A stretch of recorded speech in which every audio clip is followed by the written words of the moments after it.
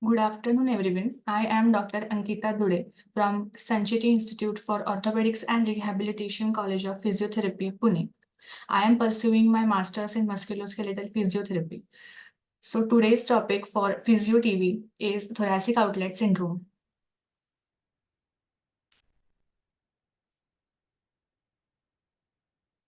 So objectives for today's session are understanding what is thoracic outlet syndrome, to see in detail about diagnosis of thoracic outlet syndrome, physiotherapy management of thoracic outlet syndrome. So now we'll see one by one. So first, understanding what is thoracic outlet syndrome. So by definition, Pitts et al. First coined the term thoracic outlet syndrome. So by definition, it is a group of disorders that occur when blood vessels or nerves in the space between clavicle and first rib. The space is called as thoracic outlet, that nerves and blood vessels gets compressed, or brachial plexus gets compressed, or part of the brachial plexus gets compressed.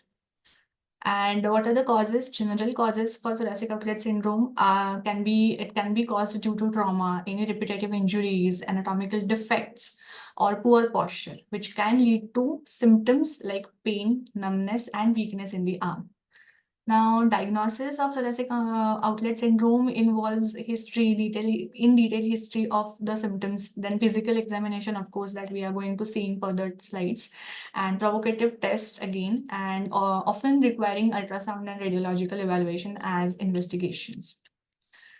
Now, thoracic outlet syndrome is categorized broadly into two categories. So, broad two categories are true neurogenic or neurogenic thoracic outlet syndrome and vascular thoracic outlet syndrome. So, in neurogenic thoracic outlet syndrome, there are again two subcategories, which are true neurogenic thoracic outlet syndrome and non-specific or disputed thoracic outlet syndrome. And in vascular TOS, again, there are two categories, which are arterial and venous thoracic outlet syndrome. So we'll see one by one. So now first about true neurogenic thoracic outlet syndrome.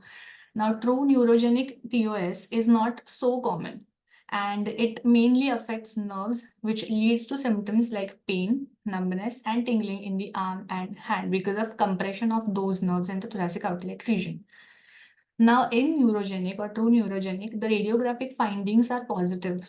For example, there could be presence of cervical rib, or there could be any defect, abnormality in the bone, like congenitally present, that can be the C7 spinous process, which is long, which is compressing the brachial plexus region. So these findings are positive, and atrophy of intrinsic muscles of hand is seen, mainly hypothenar and thenar muscles. And also investigations like EMG and NCB are positive, or they give positive findings in true neurogenic TOS. While brachial plexus region C5 to T1, trunks and cords are responsible for neurogenic TOS. So basically, trunk and cord section of the brachial plexus gets compressed in this type of TOS. So this was about true neurogenic. Now, what is non-specific or disputed TOS? So this is the type of TOS which is most commonly seen. That is around 95 to 99% of the neurogenic cases are of non-specific TOS only. And if coming to the clinical features or symptoms of non-specific or disputed TOS are same as that of true TOS, true neurogenic TOS. But the only difference is radiological evidences of bony abnormalities like cervical rib and longer spinous process of C7 vertebrae. All these findings may not be seen, or there are no any evidence of radiological findings. And again, muscle atrophy is also not seen, and investigations, objective findings like EMG and NCB studies also show no abnormality or no positive findings are present on that. And again, this was the difference between disputed and true neurogenic. Rest all is the same in disputed and true neurogenic TOS. Now, vascular TOS, it includes arterial and venous TOS. So it is also not so common type of TOS.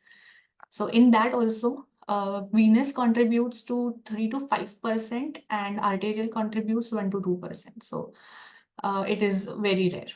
And in vascular TOS, as the name suggests, that it affects blood vessels, which causes symptoms like swelling, cyanosis, heaviness and discoloration, and arm fatigue. These symptoms are there because of compression of veins and arteries. So which veins? So veins like subclavian vein, axillary vein, and arteries like subclavian artery and axillary artery can get compressed in the thoracic outlet because of presence of bony abnormality or any other etiological factors. So this was about the 3 types of thoracic outlet syndrome. Now we'll move on towards the sites of compression of brachial plexus. So as there is, it is a thoracic outlet syndrome. So in the thoracic outlet region, there are specific sites in which the brachial plexus gets compressed and which gives the symptoms.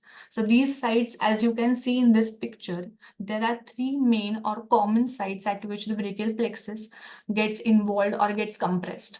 So now we'll see first one by one. So first is interscalene triangle. In interscalene triangle, that is the triangle which is in between the 2 scalene muscles, anterior and middle scalene muscles. So why this happens is there can be hypertrophy of the scalene muscles. This hypertrophy of the scalene muscles can compress the brachial plexus in that region, or there can be tightness of the scalene muscle which is causing compression of brachial plexus in that region. So this is the region where brachial plexus can get compressed. So this is the first region.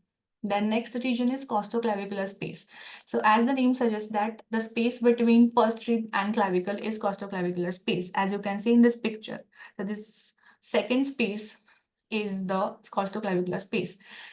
In that also, brachial plexus can get compressed. And the very common reason or very common etiology behind this can be like depression of the clavicle. So this depression of the clavicle can be because of carrying heavy backpacks or heavy suitcases in the hand. So this can cause continuous or sustained depression of the clavicle, and which can reduce the space and which can compress brachial plexus in that region. Then retropectoralis minor space is the third space at which brachial plexus can get compressed. So this is the space between second through fourth rib, anteriorly and posteriorly to the pectoralis minor muscle. So there are chances of pectoralis minor muscle getting tight, or the fascia over pectoralis minor muscle also can get tight. So because of which the nerves behind this muscle or brachial plexus part behind this muscle can gets compressed or compromised. So these are the 3 main sites at which the brachial plexus or the nerves gets compressed and gives symptoms of thoracic outlet syndrome. Now coming to the etiological factors, what are the reasons or what are the causes of these symptoms in the thoracic outlet syndrome? So broadly, congenital factors are responsible and acquired abnormalities are also responsible for thoracic outlet syndrome. So for example, as you can see that presence of cervical rib, presence of C7 transverse process abnormalities, first rib anomaly. So all these can be congenital factors for thoracic outlet syndrome. And acquired abnormalities like due to any trauma or whiplash injury, first rib fracture, clavicular fracture, repetitive injury, faulty posture, hypertrophy of any muscles. Faulty posture is again the main reason or etiological factor for thoracic outlet syndrome. So all these are causes for thoracic outlet syndrome. Now, what are the clinical features or clinical implications of thoracic outlet syndrome? So these are distribution of neurogenic TOS. So that includes, so here we'll see about neurogenic TOS only. So here in neurogenic TOS, upper extremity paresthesia is there, neck pain may be there, trapezius pain, shoulder or arm pain, supraclavicular pain, chest pain, and occipital headache, and paresthesia in all 5 fingers or 4th or 5th fingers only. So in that, upper extremity paresthesia, neck pain, trapezius pain, and shoulder and arm pain accounts for more percentage. So the frequency of these symptoms are more in the neurogenic TOS. Clinical implications again are categorized into which part of brachial plexus is compressed. So if it is upper plexus or lower plexus, if the upper plexus of TOS is getting compressed, then it leads to different clinical features, and if the lower plexus is getting compressed, then it leads to different clinical features. So clinical features also vary depending upon the part of brachial plexus which is getting involved.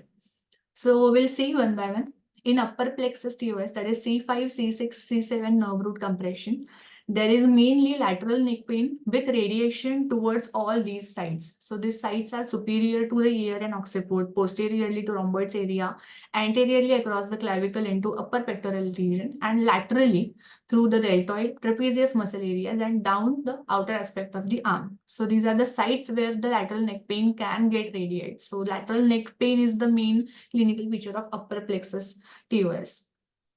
And if it is lower plexus or lower brachial plexus is getting compressed, that involves C8 T1 nerve root compression, then it causes pain in the which is distributed along posterior or anterior shoulder with radiculopathy down the arm in the mediobrachial distribution along the inner aspect of the arm. And there is also paresthesia.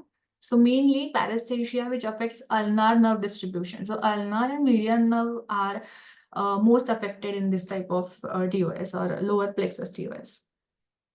So this was about clinical features or implications. Now we'll see in detail about how to diagnose TOS, or what are the findings, diagnostic findings of TOS. So first we have to do physical examination. Again, physical assessment is the most important thing that we have to do. And in that, first, shoulder and cervical spine assessment, posture assessment. This is the important thing, as faulty posture is the etiological feature for thoracic outlet syndrome. So posture assessment is the very much important thing that we should do. Then observe for muscle wasting. So muscle wasting that we earlier have seen in the neurogenic TOS, it happens in the hypothenar and thenar aspect, as you can see in this picture. And also look for subtle differences in skin color, temperature, and also distribution of the nerve. So these skin color, temperature, and nerve distribution differences are main findings or main observations in the vascular TOS. And again, check for the differences in the blood pressures of both the arms. So now these differences can come because of vascular TOS. So these are the findings of vascular thoracic outlet syndrome. And observe for Gilead-Sumner hand. So what is that? In neurogenic TOS mainly, there is atrophy of hand muscles present, as we have seen earlier. So atrophy of hand muscles means atrophy of thenar and hypothenar muscles is present, and which is called as Gilead-Sumner hand, where that there is atrophy of adductor pollicis muscle is mainly present. Now also look or observe for any discoloration. So in discoloration, we can find Raynaud's discoloration of distal upper extremity, which is mainly cause of venous type of vascular TOS, and Paget-Schroeder syndrome of upper extremity DVD due to obstruction of subclavian vein. So this subclavian vein compression, again, this is the type of venous vascular TOS. So this causes some type of dilated veins over the chest region, and there is atrophy of the muscles over the shoulder region present in the Paget-Schroeder syndrome. So all these findings are can lead us towards if it is neurogenic TOS or it is vascular TOS. Now, after doing observation, palpation, examination, so we have to proceed towards diagnostic tests, clinical tests that we have to use for thoracic ruling in thoracic outlet syndrome. So what are these diagnostic tests are? So first is Adson's test, then costoclavicular compression test, Wright's test, and Roos test. And also in recent evidences, Gillard et al. Demonstrated combining Adson's test and Roos test that increased the specificity from 76 to 30% when used alone to 82% when used as a both are positive. So combining both the tests gives high specificity for thoracic outlet syndrome. And some of the electrodiagnostic investigations are EMG, that is electromyography, and NCV, nerve conduction velocity, has to be done. As we have earlier seen in the neurogenic TOS that there are positive findings of EMG and NCV in neurogenic TOS. So these tests are also important. Then, of course, radiographs. Radiographs are too much necessary as it gives us information about if there is any bony abnormality present or not, which can lead to, or which is one of the etiological factor for thoracic outlet syndrome. So here in this X-ray, you can see there is presence of this cervical rib. So this can lead to thoracic outlet syndrome. Next is CT MR imaging. CT scan or MRI can give a very good picture or idea about if the brachial plexus is getting compressed or not. As in this picture, you can see the arrow is suggesting that the brachial plexus is getting compressed in between the clavicle and the cervical rib or first rib. So the area of compression becomes costoclavicular region here, where the brachial plexus is getting compressed. So it is giving most idea at which region the brachial plexus is getting compressed. And next, MR neurogram. It also can provide in detail to identify anatomical relationships or particular sites of compression as in MRI and CT scan. And also for vascular TOS specifically, ultrasound maintains high sensitivity and specificity, is non-invasive and inexpensive, and should be initial imaging test for choice in vascular TOS.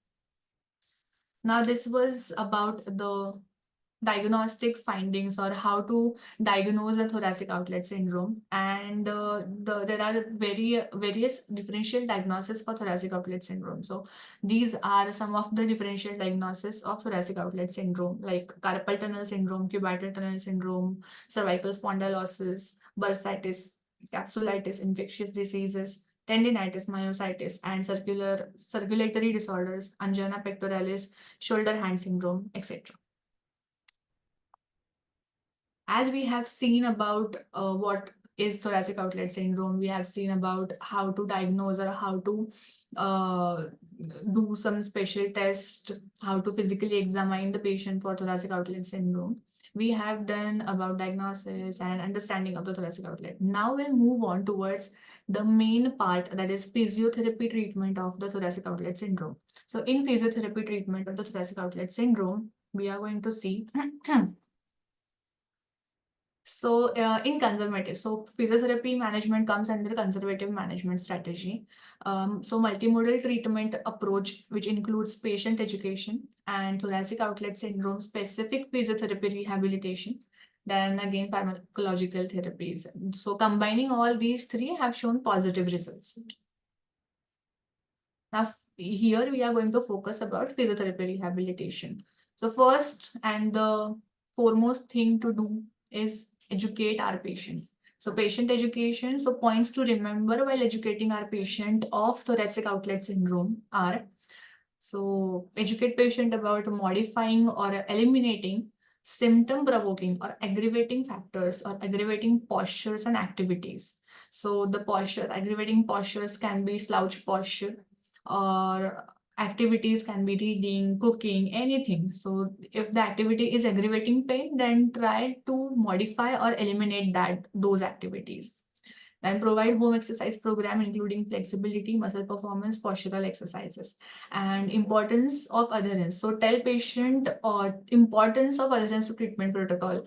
And if the patient is not adhered to treatment protocol, then it is not going to give beneficial effects for sure. Now, the next point in rehabilitation comes is postural awareness. So as we are continuously bombarding on one point, that faulty posture is a etiological factor of the thoracic outlet syndrome. So we have to address that faulty posture. Now, how to address is, normally thoracic outlet syndrome can be only a secondary problem, which is caused by postural changes in the sagittal plane abnormality, which is lumbopelvic region, which is in the lumbopelvic region. So the faulty posture can start from lumbopelvic region, and which is causing compensation at thoracic and shoulder region, and which is causing thoracic outlet region syndrome. So we have to first address lumbopelvic posture. So how to address this? By giving pelvic stabilization program. In that, static abdominal or engaging or abdominal muscles or core muscles, strengthening or activation of the core muscles first. Then posterior pelvic tilt, or teaching patients some pelvic tilt exercises, and also some lower limb strengthening exercises has to be started. Now, after addressing lumbopelvic region posture, we have to address for thoracic and scapular posture. So now how to address thoracic and scapular posture is by giving chin tucks exercises, as with the rounded shoulders or with the kyphosis, there comes a forward neck posture or forward head posture. So we have to address forward head by giving chin tucks. And for rounded shoulders, we can give basic scapular retraction exercises to patient for rhomboids activation. Now, after dealing with the posture, we have to do some strengthening and endurance exercises of scapular stabilizing muscles. Now, how to do this is, so PIDS, which have coined the term TOS, they have also proposed a protocol. So it's called as PIDS protocol. So in that, there are some points. So in the PIDS protocol, there is strengthening of levator scapular muscles. So why levator scapular muscles is, it elevates the scapula, and because of elevation, it can cause opening of the thoracic outlet region. So to elevate the shoulder girdle, as the shoulder girdle is depressed in the thoracic outlet syndrome, to elevate the shoulder girdle, we have to strengthen levator scapular muscle is the thought behind this exercise. Now, then stretching of pectoralis minor, because of rounded shoulders, the pectoralis minors are tight. So stretching of that.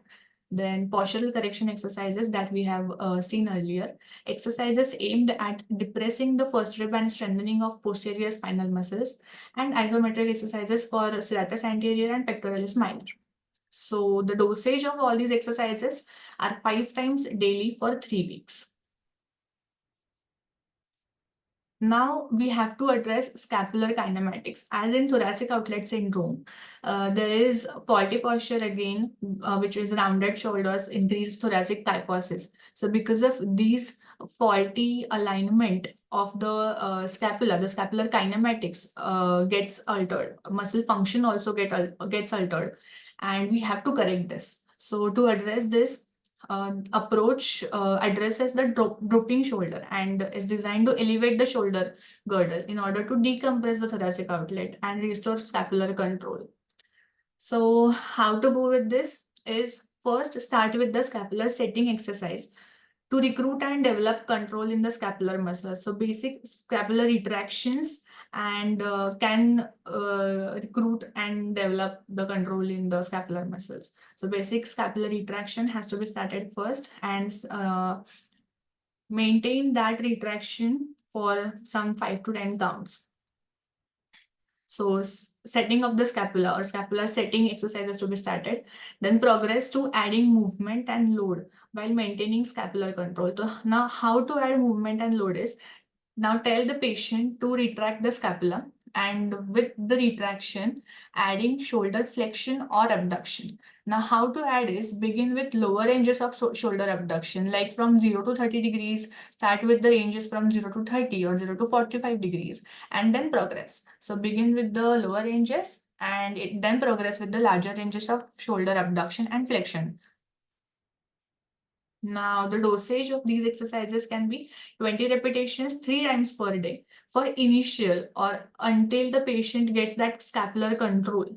And once the scapular control is gained, then progress it, or then the dosage alters, that is once per day with resistance during the loading phase, and then 4 sets of 6 to 8 repetitions once per day for final hypertrophy phase.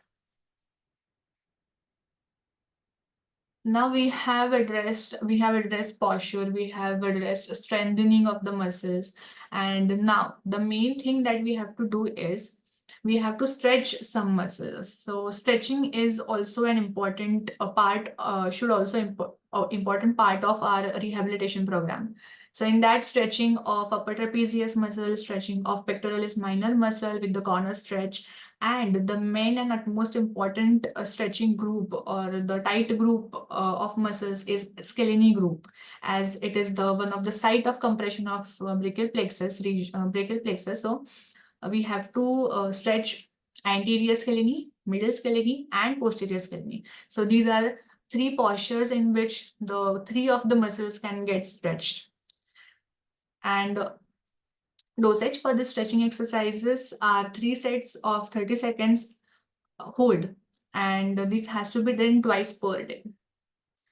And as it is the thoracic outlet syndrome is the caused because of shoulder girdle depression. The shoulder girdle is under tension all the times. So to relieve tension over the shoulder girdle region, we can give some shoulder pendulum exercises so that to relax, to give feeling of relaxation to the shoulder girdle.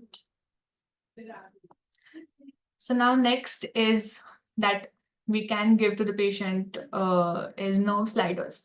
So nerve sliders are basically given to reduce the intraneural pressure, to minimize scaring, and decrease extrinsic pressure on the nerves, and reduce intrinsic irritation of the nerves and surrounding neurovascular structures, and to increase nerve mobility. As nerve mobility will get increased, the excursion of the nerve will improve or will gets normalized, then it will decompress the nerves automatically, and as the nerve will get decompressed, the symptoms will go off. So it will help with the decompression of brachial plexus and restoration of muscle balance in the neck. So with the aim of opening up thoracic outlet syndrome. Now next is restoration of breathing mechanics. As in thoracic outlet, there is faulty posture or there is altered scapular mechanics. The breathing pattern of patient also alters. And this altered breathing pattern again can lead to use of more accessory muscles. And because of accessory muscles use increases in thoracic outlet syndrome, which can lead to hypertrophy of those muscles. And as hypertrophy of those muscles, if gets increased, then again it will improve the symptoms or increase the symptoms. So we have to stop this. So how to stop this or how to alter or normalize the breathing pattern is by restoring the breathing mechanics. So how to do it is aerobic conditioning programs such as walking or diaphragmatic breathing exercises. And also there is a protocol from Postural Restoration Institute where the aim was to restore overdeveloped faulty respiratory muscles by positioning the pelvis into posterior pelvic tilt. So we have to first position the pelvic into posterior pelvic tilt and then encouraging normal breathing pattern by rib depression during breathing exercises to help discourage over-involvement of the paraspinal and neck musculature. So now, manual therapy also is important aspect of rehabilitation. How it is important is sometimes while giving stretching, the stretches can be, the position of the stretch can be uncomfortable for the patient or discomforting for the patient. So patient will not be able to do the stretch if it is discomforting or uncomfortable for the patient. So for example, doing anterior scalene stretch or doing upper trapezius stretch or doing pectoralis minor stretch or corner stretch can be difficult to the patient who are having any shoulder pathology like impingement or anything. So to have alternative of this, we should give manual therapy techniques. So what are those? So MFR is myofascial release technique of tight muscles or for myofascia, release of myofascia over those muscles, like to give MFR over scalene, pectoralis minor, then upper trapezius, suboccipital region can be performed to relieve tension over the muscles there. And also joint mobilization can be helpful to increase the mobility of shoulder girdle as well as in the first rib. So as in thoracic outlet syndrome, the scapular kinematics are changed. The position of the scapula is altered. So scapula attains abducted position. So as the scapula attains abducted positions, by giving joint mobilization or scapulothoracic mobilization, we have to focus on adduction of the scapula. As you can see in this picture, the scapula can be adducted so that it will attain good posture. So this was all about various techniques in the rehabilitation that we can focus on to bring the patient back to the normal condition. And now these are some of the exercises that we can progress in the strengthening part. So first is some basic external rotation to strengthen the external rotators.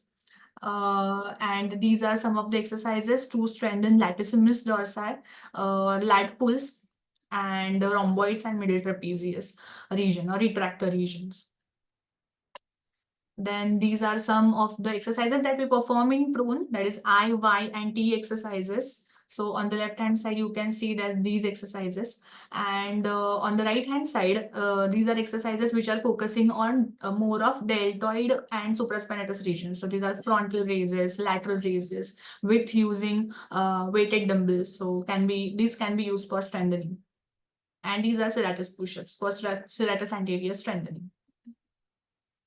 Now, clinical rationale. This is the clinical rationale. So why these exercises or how these exercises help in reducing symptoms in the thoracic outlet syndrome patients are as it corrects our posture. Then it aims at decompressing thoracic outlet by strengthening some muscles and responsible for shoulder girdle elevation.